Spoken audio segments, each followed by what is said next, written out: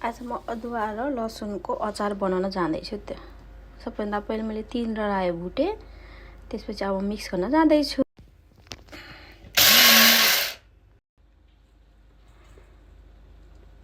हरियो खुर्सानी बजारमा खासै हुँदैन, अफ सिजन भएको हुनाले मैले उसिनेर सुकाएर राखेको डल्ले खुर्सानी हाल्दैछु। स्टोर फ्री 0 वाला तेल युज गरेँ। स्वाद अनुसार रातो खुर्सानीको धुलो, बेसा र जिरा हाल्दैछु। यहाँ तेल पनि रेडी हुँदैछ।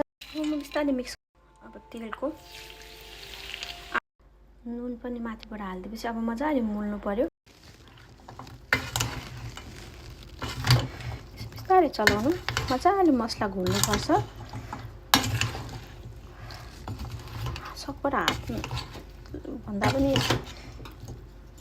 यसरी चम्चाले डाडुले चलाउनु राम्रो होला। म चाहिँ हात पिरो हुन्छ भनेर यो पनि युज गरिरहेको छु। लगभग हुन लाग्यो।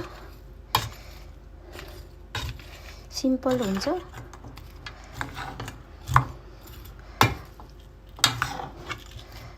तपाईको अब यो 1 विक पछि खाना ठिक्क हुन्छ। अमिलो पनि त्यतिखेरसम्म भइहाल्छ।